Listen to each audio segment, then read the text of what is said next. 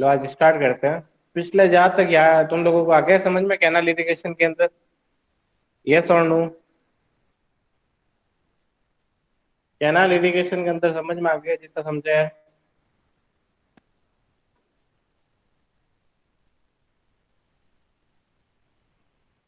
Yes और no?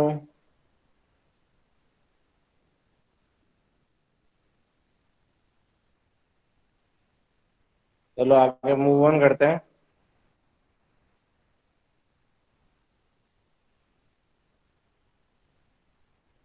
Design of canal अपन पढ़ेंगे, ठीक है ना आज? In design of canal, various factors are considered. For example, kind of a material forming the canal surfaces, which determine the roughness coefficient. जैसे देखो alluvial soil पे बन रही है, नॉन एलुवियल सॉइल पे बन रही है, लाइन कैनाल बन रही है, मतलब लाइन बोलते हैं रिजिड बाउंड्री कैनाल, वो बन रही है। तो इन तीनों पे डिफरेंस होके पता चलेगा कि अपन कौन सा मटेरियल यूज कर रहे हैं, उसका कैसा रफनेस है, ठीक है ना? The minimum permissible velocity to avoid deposition of silt और debris, the limiting velocity to avoid the erosion of the canal surface, and the topography of the canal route. Topography का मतलब यहाँ पर ये याद रखना कि नॉन एल्यूवियल है या एल्यूवियल है या हिली एरिया है, जो भी टोपोग्राफी होगी उस पर भी डिपेंड करेगी कैनाल की design of the canal route which fixes the canal bed slope. अब देखो बेड स्लोप क्या होता है, मैं बात सुनो। बेड स्लोप तुम लोगों को पता तो है ना? मतलब हॉरिजॉन्टल लेवल से कैनाल का जो एलिवेशन होगा, मतलब क्या उसका कितना एलिवेशन से वो मूव कर रहा है। देखो अगर ऊपर की साइड जा रही है तो लिफ्ट कैनाल बोलोगे, और नीचे की साइड जा रही है तो ग्रेविटी के थ्रू पानी फ्लो होगा। ये तुम लोगों को पता है ना? यहाँ तक तुम लोगों को पता है ना कि लिफ्ट कैनाल किसे कहते हैं सबसे पहले? लाइन। हाँ, लिफ्ट कैनाल नहीं पता?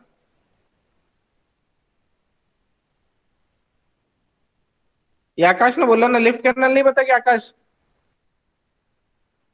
हाँ sir. By the help of motors, we have to lift the water from downstream side to upstream side, मतलब नीचे से लेके ऊपर पानी पहुंचाना है अपन, तो उसको किस में वे में पहुंचाएंगे? मोटर के वे में। मतलब वो क्या बोलते हैं, पंपिंग स्टेशन बना के अपन आगे ऊपर पहुंचा सकते हैं। अगर पंपिंग स्टेशन नहीं है तो अपन ऊपर नहीं पहुंचा पाएंगे। अगर वो जो पंपिंग स्टेशन लगा के पानी ऊपर सप्लाई करते हैं ना, उसे ही लिफ्ट कैनाल बोलते हैं। मतलब आगे समझ में, लो ground level to high ground level पे पानी पहुंचाना है तो लिफ्ट कैनाल यूज आएगी। आकाश आ गया आप समझ में? Yes sir. हाँ। which fixes this chapter describe general principle of canal design which include essential input parameter and safety and system constraints. Canal discharge is the most important parameter in designing a canal. The chapter presents how to determine the design discharge for irrigation canal and power canal. Also, the detailed information of canal lining, material selection, drainage, and pressure relief arrangement required on canal banks and freeboard. Freeboard क्या होता है तुम लोगों को पता है? FM के अंदर पढ़ा हुआ है फ्रीबोर्ड। मेन एग्जाम से पहले जो फ्री बोर्ड होता है वही। क्या क्या बोला? फ्रीबोर्ड क्या होता है? वापस बोल, रिपीट कर, मैं सुना ही नहीं है इसलिए पूछ रहा हूँ।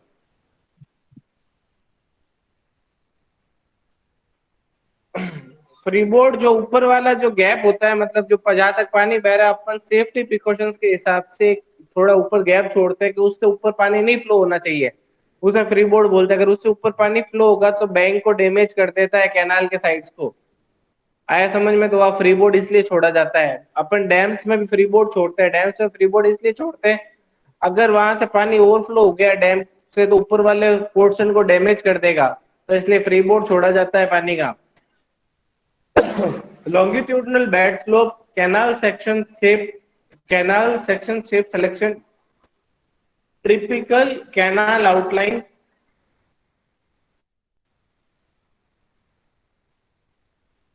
and necessary of cross drainage work is included in this chapter.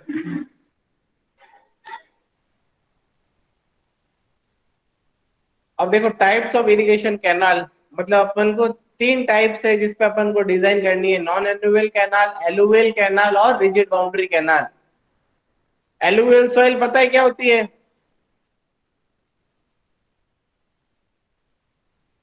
Anyone? What do you mean by alluvial canal?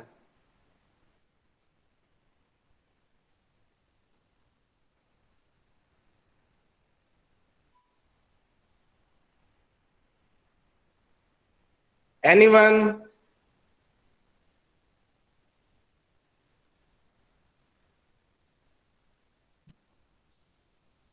Alluvial canal जो एलुवियल सॉइल पे मतलब जहां से पास हो रही है ना कैनाल, वो एलुवियल कैनाल होगी। और नॉन एलुवियल जो एक तरह से पहाड़ी इलाके और वहां से जब कैनाल जो पास हो रही है ना, तो उसे नॉन एलुवियल कैनाल बोलोगे। रिजिड बाउंड्री और लाइंड कैनाल होती है। जो वेल लाइंड कैनाल जैसे इंदिरा गांधी कैनाल है, वो वेल लाइंड कैनाल है, ये याद रखना, ठीक है ना। एलुवियल कैनाल आज की तारीख में यूज नहीं होती है, पर तुम लोगों की यहाँ पर स्टडी है ना पूरी, इसके अगर क्वेश्चन सबसे ज्यादा इंपॉर्टेंट है ना, वो इस पे बनेगा, कैनेडी और लेसिस। ये दो पार्ट में डिवाइड होता है। ये नॉन एल्यूवल होता है क्या?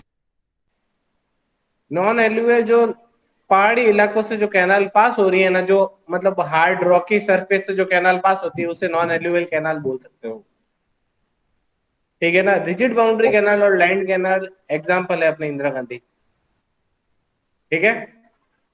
एल्यूवल इसका उल्टा हो जाएगा। एलुवियल जो एलुवियल सॉइल से पास होती है वो होती है जिसमें सिल्ट ज्यादा से ज्यादा इकट्ठा हो रहा है, इसके अंदर वियर और टीयर होने के ज्यादा चांसेस रहते हैं।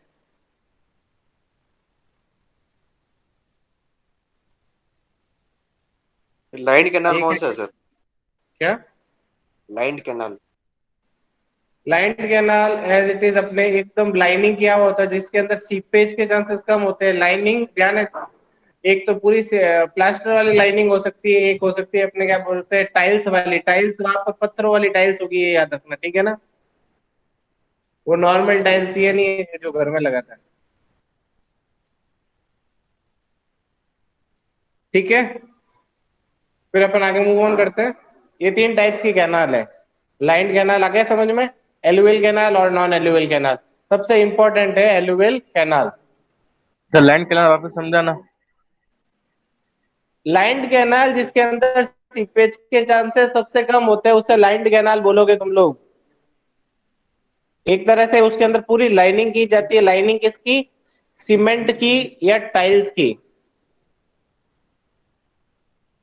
टाइल्स यहाँ पर स्टोन्स की टाइल्स है, ये याद रखना। नॉर्मल जो घर पे लगाते हैं वो टाइल नहीं होंगी। और या तो फिर सीमेंट के ब्लॉक्स की टाइल्स आती है, उसकी भी लाइनिंग हो सकती है जिससे सीपेज ना हो, ये ध्यान रखना। लाइंड कैनाल वहां यूज आता है। फिर design of non alluvial canal, सबसे पहला पॉइंट ये है, ठीक है ना। पहले तुम लोगों को इसकी डिजाइन है, फिर एलुवियल कैनाल की डिजाइन है, और नहीं इसके बाद मैं लाइंड कैनाल की करूंगा, फिर एंडिंग में जाके एलुवियल कैनाल की करूंगा, ठीक है ना। आज नॉन एलुवियल कैनाल की डिजाइन पढ़ते हैं अपन। The non-alluvial soil are stable and nearly impervious. For the design of canal in this type of soil, the coefficient of rugosity plays an important role, but other factor like silt factor has no roles. Here the velocity of flow is considered very close to critical velocity, so the mean velocity given by Chassis expression or Manning's expression is considered for the design of canal in this soil. The following formula are adopted for the design. मतलब क्या बोलते हैं, इसके अंदर कौन से use आएंगे? Chassis और मैनिंग्स। ये दोनों तुम लोगों ने एफएम के अंदर पढ़ रखे हैं, पढ़े हुए हैं, चेजिस इक्वेशन और Manning's equation. Yes sir, √3 R. हाँ, तो फिर आगे मूव ऑन करते हैं अपन। देखो ये वाले, इसके ऊपर परमिसिबल वेलोसिटी कितनी रहनी चाहिए और टाइप्स ऑफ मटेरियल क्या होगा जब, ठीक है ना। किसके अंदर? नॉन एलुवियल कैनाल के अंदर। जब लीन क्ले सॉइल और लोम होगा, जब कितनी वेलोसिटी रहेगी? 0.3 to 1.37। क्ले के अंदर कितनी रहेगी 0.412 1.67। हैवी क्ले के अंदर कितनी रहेगी 0.45 टू 1.7। सैंडी क्ले के अंदर कितनी रहेगी 0.52 टू 1.83 मीटर पर सेकेंड। ऑर्डिनरी मरूम के अंदर क्या होगा 0.6 टू 0.9। अब मुझे ये बताओ मरून क्या होता है? ये तुम लोगों को सबको पता होना चाहिए, ये कौन सी सॉइल है? मुरम कौन सी सॉइल है, जल्दी बताओ।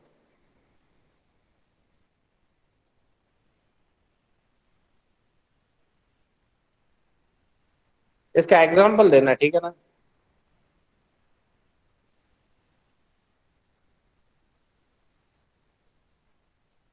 जल्दी टाइप करके।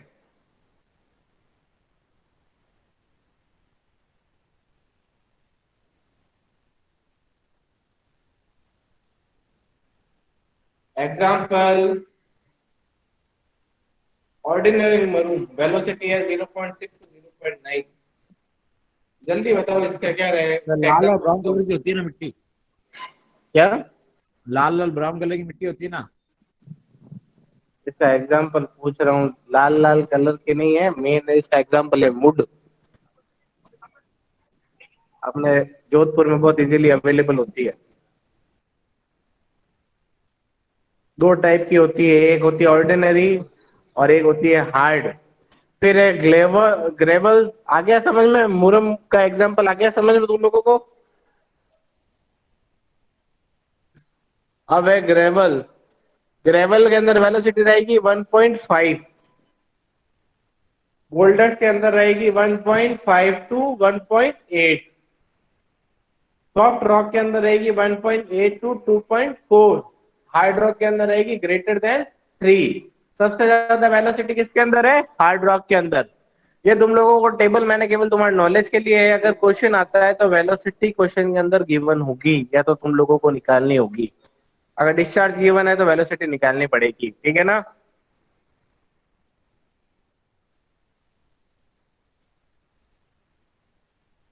फिर है design of non alluvial is usually done by chassis equation और मैनिंग फॉर्मूला।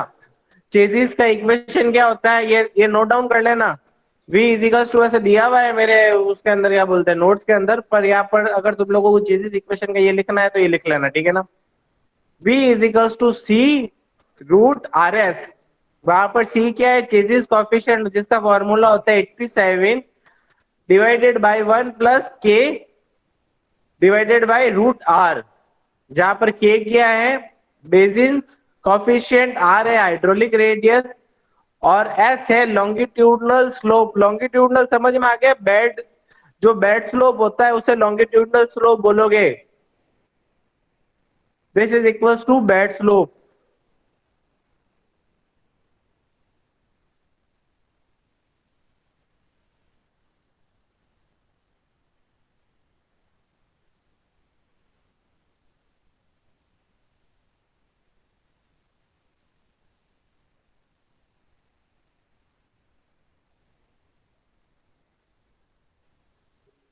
आ गया समझ में? लिख लिया ये?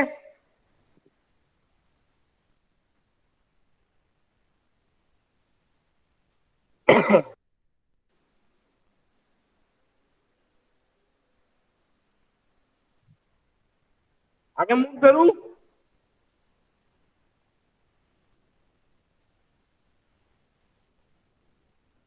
Sir 2 minute.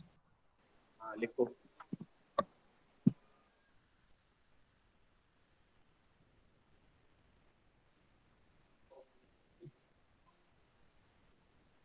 Hello sir. Attendance sir हाँ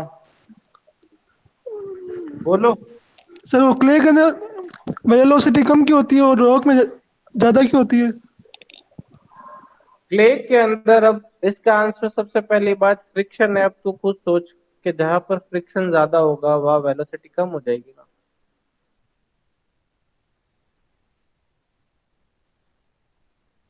सिर्फ और एक जहां ही फ्रिक्शन फ्रिक्शन। कम होगा, अब देख मैं बात सुन, अगर पानी तू एक बात सुन, रॉकी सरफेस पे गिरा और एक तरफ से मिट्टी पे गिरा तो पानी कहाँ ज्यादा मूव होगा? तेजी से खुद लॉजिक लगा, जल्दी बोल। हाँ ठीक है सर। आ गया समझ में? हम्म। ये वाली चीज है, ठीक है ना? अब बोल।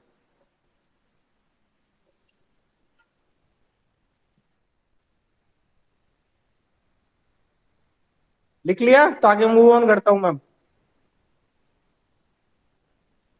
तो मुझे इसका न्यूमेरिकल भी कराना है अभी। फिर है मैनिंग्स फॉर्मूला, ठीक है ना? अब देखो ये टेबल मैंने दी जरूर है, पर ये याद रखना, ये क्वेश्चन अगर आएगा तो पूरी के पूरा as it is Manning's N दिया हुआ होगा। और मैनिंग्स फॉर्मूला तो तुम लोगों को याद होगा, v is equal to 1/n r 2/3 s 1/2। याद है? मैनिंग्स अपन ने उसमें पढ़ा टेबल था। बनानी है क्या? टेबल नहीं बनानी, जरूरी नहीं है। मैनिंग्स फॉर्मूला लिख लो बस, इतना काफी है। टेबल तुम्हारे केवल नॉलेज के लिए दिया है कि यहां से यहां पर आए तो कौन सा सरफेस होगा, ये क्वेश्चन के अंदर आएगा, इसको याद मत करना। मैनिंग्स एक्स एन तो क्वेश्चन के अंदर दिया हुआ ही होगा। अब जितने भी न्यूमेरिकल्स मैं करवा रहा हूं, अगर तुम लोगों को प्रैक्टिकल रिकॉर्ड बनानी है, क्योंकि प्रैक्टिकल मैं ही लूंगा इसका, मतलब तुम्हारे अंडर ही है, तो डिजाइन लैब है ये, याद रखना। डिजाइन लैब के अंदर, इसके अंदर वो जैसे तुम लोग प्रैक्टिकल कंक्रीट और उनके परफॉर्म करते थे वैसे नहीं होंगे। इसके अंदर तुम लोगों को फाइल बनानी है न्यूमेरिकल की, जितने भी यहाँ पर करवा रहा हूं ना, वो सारे के सारे तुम लोगों को उसके अंदर फाइल के अंदर करने हैं, ठीक है ना? जब भी प्रैक्टिकल्स चालू होगी इसकी, तो तुम्हारे ऐसी ऐसी कब होगी प्रैक्टिकल्स सर के, चालू? हाँ मैं बता रहा हूँ ऐसी ऐसी कौन कौन से प्रैक्टिकल्स है। एक तो तुम्हारे डीसीएस जो चंद्रा सर लेते हैं ना, उसके अंदर भी तुम लोगों को ये ऐसी फाइल बनानी है न्यूमेरिकल के हिसाब से। और कौन से प्रैक्टिकल, एक मिनट, इसके एक डब्ल्यूआरई का हो गया, एक इसका हो गया, और कौन सा है तुम्हारा प्रैक्टिकल?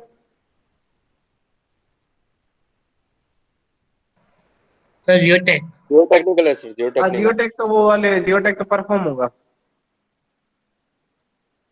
मतलब आरसीसी और इसका तो सेम है, बता रहा हूँ मैं तुम लोगों को कि फाइल ही बनानी है तुम लोगों को, ठीक है ना? अब आगे डिजाइन, क्योंकि डिजाइन लैब है, डिजाइन लैब के अंदर तुम लोगों को केवल क्वेश्चन सॉल्व करने हैं। तो आगे मैं मूव ऑन होता हूँ। ये लिख लिया होगा मैनिंग्स फॉर्मूला, तो टेबल नहीं बनानी है, ठीक है ना इसकी?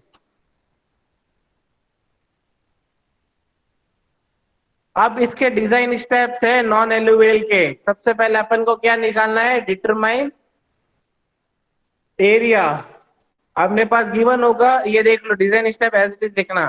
क्यू गिवन होगा और वी गिवन होगा, ठीक है ना? तो ए निकाल सकते हो, ये कंटिन्यूटी इक्वेशन है, Q is equals to A V. Hydraulics के अंदर पड़ी हुई है तुम लोगों ने, ओपन चैनल फ्लो के अंदर, Q is equals to A V. फिर है, ये देख लो, पहला स्टेप है determine the area of the cross section from the continuity equation. Continuity के अंदर Q और V गिवन होगा, तो अपन A निकाल सकते हैं, तो A is equals to Q by V। फिर है सेकंड है determine the hydraulic radius R from the Manning's formula. Manning's formula से अब R निकाल सकते हो, इसको तो मैंने सिंप्लीफाई किया है, बाकी इससे भी निकाल सकते हो तुम लोग अगर तुम्हारे पास पड़ा है। फिर निकालना determine the wetted parameter. Wetted parameter कौन सा होगा? देखो ये वाला, ये देखो जब पॉइंटर चल रहा है ना मेरा, ये वाला, ये और ये होगा वेटेड पैरामीटर, ठीक है ना? फिर अपन को निकालना है determine the depth d and bandwidth b from the value of a and p obtained from equation a। ये जो इक्वेशन है, इससे जो भी निकला उससे अपन ये वाली इन दोनों को इक्वेशन को सॉल्व करोगे ना, जब ये a की इक्वेशन है और ये p की इक्वेशन है, अब इसको a और p कहां से आया ये देखना। ये तुम लोग यहाँ जब इसकी एनालिसिस करोगे ना, जब पता चलेगा इसकी ज्योमेट्री से आया, ये याद रखना, कैनाल की ज्योमेट्री से आया है a और p। इसके डायमेंशंस गिवन है, और ये यहाँ से आया है। ये डिजाइन स्टेप जल्दी से लिखो।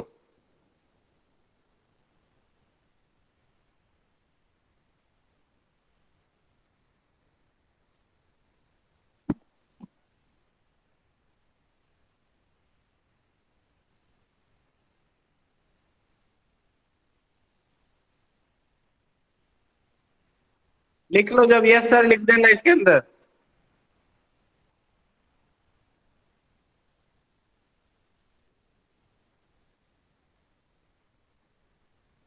डिजाइन स्टेप जल्दी से नोट डाउन करो, ये सबको करना है, बोर्ड के अंदर तो दिए।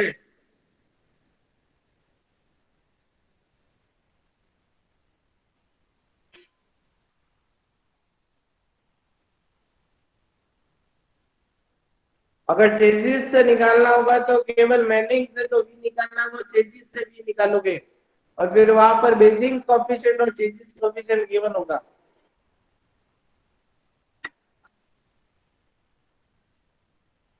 सर ये डिजाइन स्टेप एक बार वापस समझो। समझाता हूँ, रुक। देख, सबसे पहले अपन को एरिया निकालना है, क्यू और बी से निकाल लिया एरिया, और Q is equal to A B continuity equation होती है। यस सर बोलता रहना, मुझे पता नहीं चलेगा समझ में आया नहीं आया, जहाँ डाउट आया पूछ यस लेना। सर। पहला आ गया स्टेप समझ में? Yes sir. हाँ। दूसरा है अपन को मेनिंग्स से आर निकालना है। मेनिंग से आर होती है हाइड्रोलिक रेडियस। हाइड्रोलिक रेडियस समझ में आती है ना? देखो हाइड्रोलिक रेडियस क्या होती है, इस पॉइंट से जो एक रेडियस निकलेगी जो यहाँ से पूरा सेम होगा उसे हाइड्रोलिक रेडियस बोलोगे। जहां से पानी का जो कर्व बनता है ना, पानी के जो कर्व की जो रेडियस होगी ना, उसे हाइड्रोलिक रेडियस बोलोगे। तो ये हाइड्रोलिक रेडियस अपन को निकालनी है आर। ये भी समझ में आ गया मैनिंग से? Yes sir. फिर निकालना है वेटेड पैरामीटर। वेटेड पैरामीटर समझ में आ गया, जो केवल जो पानी जो उसके सरफेस को जो भिगो रहा है ना, उसका पैरामीटर निकालना है अपन को। उसका फॉर्मूला है P is to A by R. A अपने पास एरिया, क्रॉस सेक्शनल एरिया, और आर है हाइड्रोलिक रेडियस। ये भी आ गया समझ में? Yes sir. फिर अपन को निकालना है determine the depth D and bed width B by the value from the value of A and P. A और पी निकाल लिया था अपन ने, obtaining from the equation A and C. For solving the equation given below, मतलब अगर इसमें A और P की वैल्यू रखोगे तो इसके अंदर अपन इक्वेशन निकाल सकते हैं। अपन आगे निकाल सकते हो? यस अब सर। देखो इसके अंदर मैं बात सुनो, अब से सुनना। ए और मतलब क्या बोलते हैं, बी और डी निकालने के लिए इसके एरिया का फॉर्मूला गिवन है। एरिया का फॉर्मूला ज्योमेट्री से निकालना है अपन ने, और पैरामीटर का भी फॉर्मूला ज्योमेट्री से निकालना है। अभी आर क्या है? आर होता है अपने पास बेड मतलब क्या साइड स्लोप, 1/r। ये देखो ये लिखा हुआ है ना 1/r। ये क्वेश्चन के अंदर आर की वैल्यू गिवन होगी, ठीक है ना? अगर नहीं गिवन हो तो इसे एज्यूम करना है 0.5:1:0.5 या 0.5:1। आ गए समझ में? Yes sir. तो ये वाला होगा। आर की वैल्यू फिर क्या होगी? आर की वैल्यू हो जाएगी यहाँ पर 0.5। अगर नहीं गिवन हो तो 0.5 एज्यूम कर लेना, अगर गिवन है तो एज इट इज अपने पास वैल्यू रख देना, ठीक है ना? यस तो सर। इस दोनों को सॉल्व करके तुम लोग अब ए और पी निकाल लोगे, इतना मैं मानता हूँ, ठीक है? अब है डाउट कोई किसी को डिजाइन स्टेप्स में? है किसी को डाउट?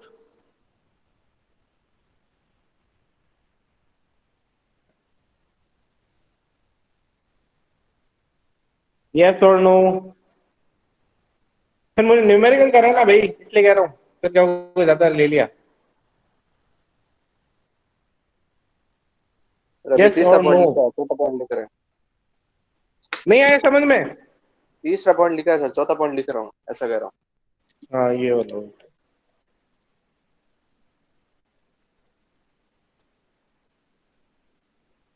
निष्ठा समझ में नहीं आया? कुणाल?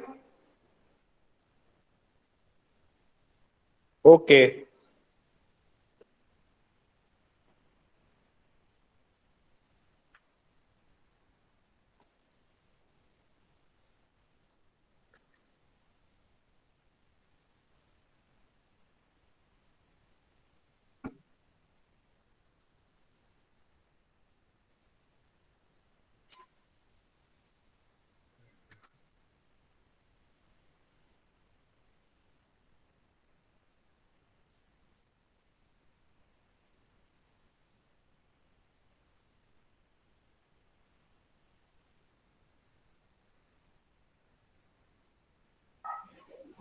दुकानदार।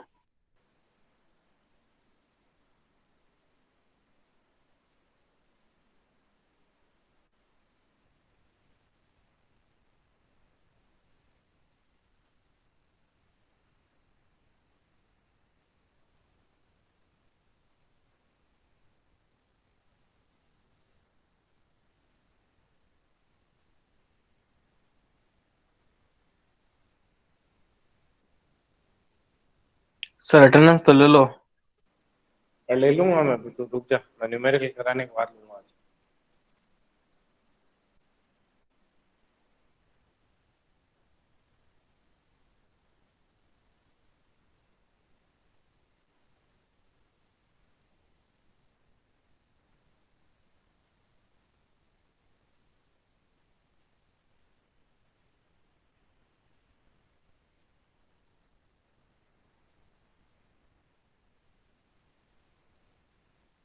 तो लिख लिया, तो आगे मूव ऑन करूं।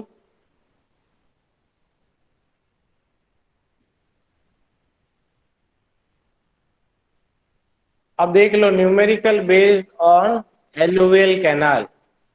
अब देखो क्वेश्चन के अंदर क्या दिया हुआ है, अपने पास डिस्चार्ज दिया हुआ है 15 क्यूमेक। क्वेश्चन लिख लो सबसे पहले, सर ध्यान है तुम लोग ये सॉल्व कर लेना, अगर मैं समझा रहा हूँ इसके बाद मैं अटेंडेंस ले रहा हूँ, ठीक है ना।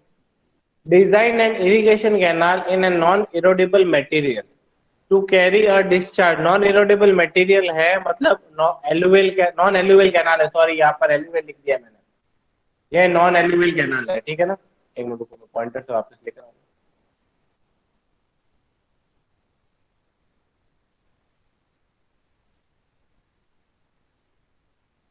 non-alluvial canal, non-erodible material to carry a discharge given है 15 cumec when the maximum permissible velocity v given है 0.8 मीटर पर सेकंड।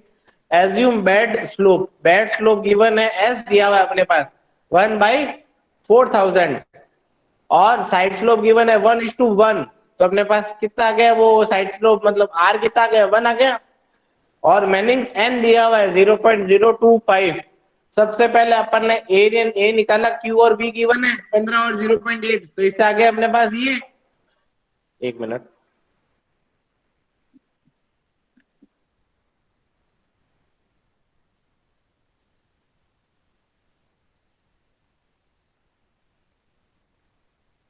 अपने पास ये आ गया ए, और सेकंड स्टेप है अपने पास आर निकाला है किससे, मैनिंग से।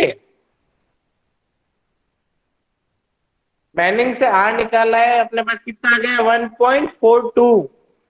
यहाँ पर मैनिंग्स क्यों यूज किया, क्योंकि मैनिंग्स कोएफिशिएंट n गिवन है, इसलिए अपने मैनिंग्स फार्मूला किया। अगर चेजिस का बेसिक कोएफिशिएंट दिया हुआ होता तो अपन चेजिस कोएफिशिएंट यूज करते हैं, चेजिस का फार्मूला यूज करते हैं। तो इससे r आ गया 1.42, वैल्यूज रखनी और कुछ नहीं करना है। फिर है अपने पास स्टेप 3, p है p इक्वल्स टू a/r, ये लिखवाया था स्टेप 3, इसके रखते ये आ जाएगा 13.20। फिर ये स्टेप 4 है, ये दो दिए हुए अपने पास। सर ये आर कैसे निकाला ये वाला स्टेप सेकंड कौन सा, बताओ। कौन सा स्टेप सेकंड स्टेप सेकंड के अंदर आर अपन ने मैनिंग्स से निकाला है। मैनिंग्स फॉर्मूला क्या होता है, v is equals to 1/n, r की पावर 2/3 और s की पावर 1/2। इसको देखो सिंप्लीफाई करोगे तो r की फॉर्मूला ये बनता है, यस और नो। Yes sir. हाँ, तो इससे ये आया तो r निकल जाएगा। अब स्टेप 3 देख लो, स्टेप 3 के अंदर p is equals to a/r है, ठीक है। a अपने पास गिवन है, a अपने पास ये वाला गिवन है, a अपने निकाल लिया, और r अपने पास आ गया है इससे स्टेप 2 से, तो दोनों की वैल्यू रखी तो p आ गया। फिर अपने पास स्टेप 4 है, स्टेप 4 में ये दो ज्योमेट्रिकल फॉर्मूले हैं जो मैंने तुम लोगों को स्टेप 4 के लिखवाए हैं, उन दोनों को तुम लोग सॉल्व करोगे जब b की वैल्यू आ जाएगी और d की वैल्यू आ जाएगी। सबसे पहले d की वैल्यू आएगी, फिर आएगी b की वैल्यू। अब देखो d की वैल्यू के अंदर ये याद रखना दो वैल्यूज आएगी, एक कम या ज्यादा, या तो फिर ये एक नेगेटिव एक पॉजिटिव। तो नेगेटिव तो d लेना ही नहीं है, तो d नेगेटिव, डेप्थ कभी नेगेटिव में नहीं आएगी। और दूसरा है कम आएगा और ज्यादा आएगा, जब अपन को ज्यादा वाला इसलिए पिक करना है, कम देख लो इतना आएगा 1 पॉइंट समथिंग आएगा, तो 1 मीटर डेप्थ नहीं लेनी है अपन को total, 18 point something metre depth लेनी है। इतनी डेप्थ होगी कैनाल की, क्योंकि 1 मीटर डेप्थ नहीं होती है कैनाल की, ये सोच लेना। तो फिर बी आ जाएगा अपने पास 7.69। बी होती है बेड विड्थ। ये दोनों आ गए तो ये हो जाएगा इसका सॉल्यूशन। अब मैं तुम लोगों की अटेंडेंस ले रहा हूँ, ये नोट डाउन कर लेना, स्क्रीन प्रेजेंट होती रहेगी, ठीक है ना।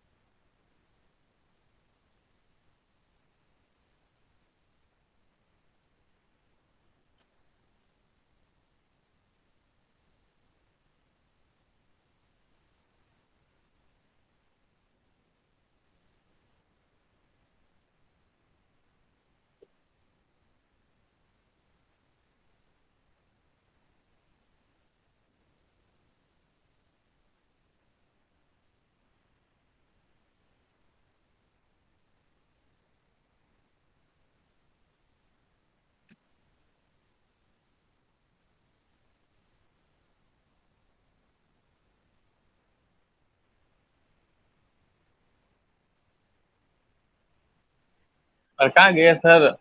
अरे रुक जा 2 मिनट। हाँ एक्सप्रेशन में बोल। नागौरी विशाल भाई। सर हो गई अटेंडेंस? हाँ मैं एब्सेंटीज का नाम बोल रहा हूँ, सुन लेना। अभिषेक मेहरा एब्सेंट, अभिषेक सिंह राजपुरोहित, आदित्य सुतार, अब अंकुर पुरोहित, आयुषी माथुर, चिराग सेन गुप्ता, दिव्यांश माथुर, अरुण, हर्षित सोनी, जुनेद, लोकेश खिच्ची,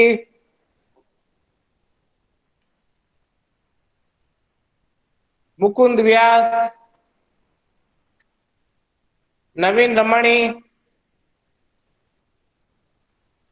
पारस सारण, रमन डूडी,